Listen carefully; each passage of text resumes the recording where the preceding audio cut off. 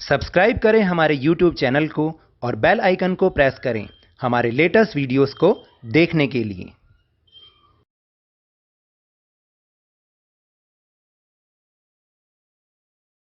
Hello and welcome to Lavneesh sir की class.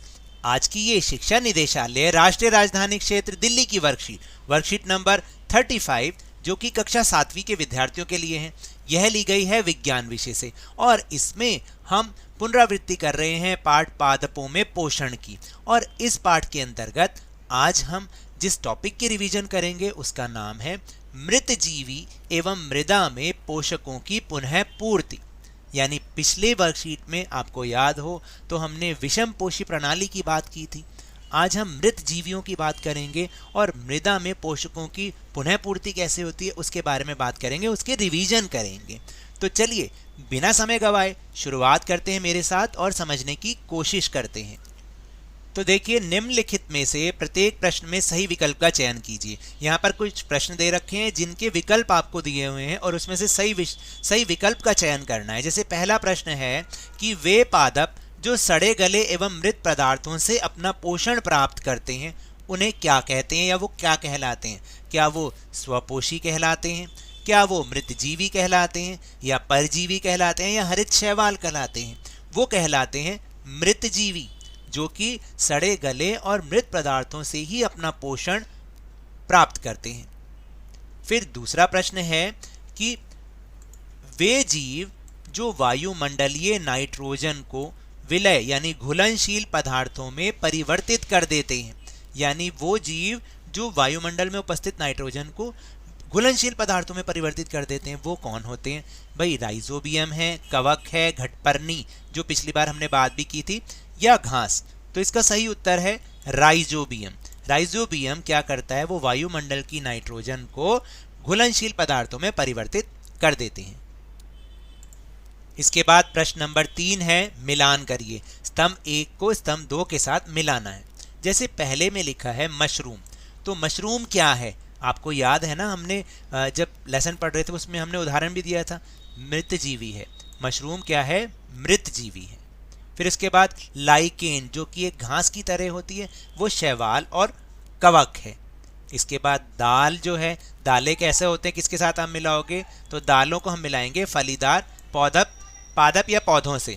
फिर इसके बाद है पादप पोषक जिसको हम मिलाएंगे नाइट्रोजन के साथ। और एक है सहजीवी संबंध, ये भी हमने टॉपिक किया था, जीव जो एक साथ रहते हैं तथा आवास एवं पोषक तत्व साझा करते हैं तो उनके बीच में सहजीवी संबंध होता है।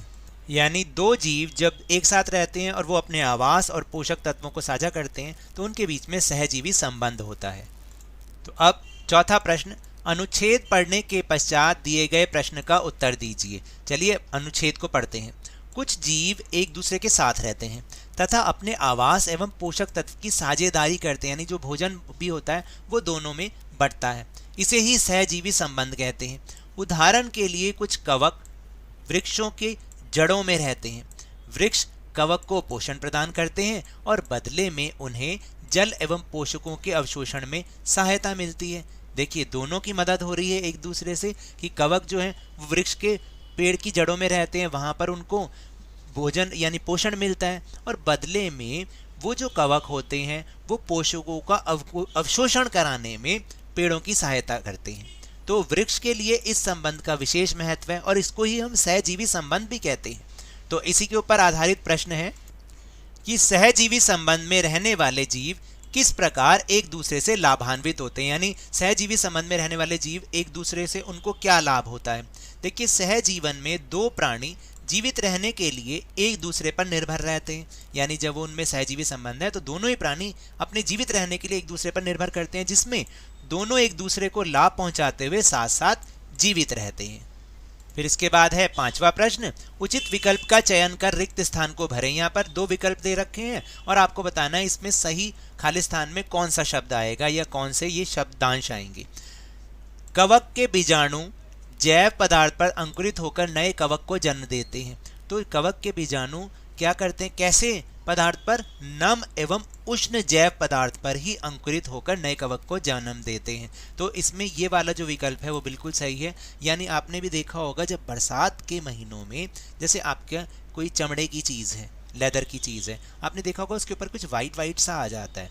तो यानी जब बरसात के मौसम में नम मौसम होता है और थोड़ा बहुत उष्ण भी होता है, तो उस मौसम में क्या होता है कि खास तौर से ऐसे जो जैव पदार्थ होते हैं इस यहाँ पर अंकुरित होकर फिर वो एक नए कवक को जन्म देते हैं।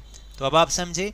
तो ये तो थी आज की वर्कशीट। अगर मेरे इस तरह समझाने से आपको थोड़ा सा भी समझ में आया हो तो इस चैनल को ज़्यादा से ज़्यादा कीजिए, लाइक कीजिए और बहुत शेयर भी कीजिए। और हाँ, मेरे साथ इसी तरह आसानी से वर्कशीट को समझते रहिए, लेकिन ध्यान और मन लगाकर पूरी मेहनत और लगन के साथ ऑनलाइन ही सही पढ़ते जरूर रहिए। और अगर आपको कोरोना वायरस को हराना है ना, तो नियमित रूप से अपने हाथों को साबुन और पानी से धोते रहिए, मास्क अवश्य लगाइए और जब भी संभव हो और जब भी उपलब्ध हो इसका टीकाकरण अवश्य कराएं, क्योंकि कोरोना को हराना है और जिंदगी को एक बार फिर से सुहाना बनाना है। इसी उम्मीद के साथ बहुत बहुत धन्यवाद।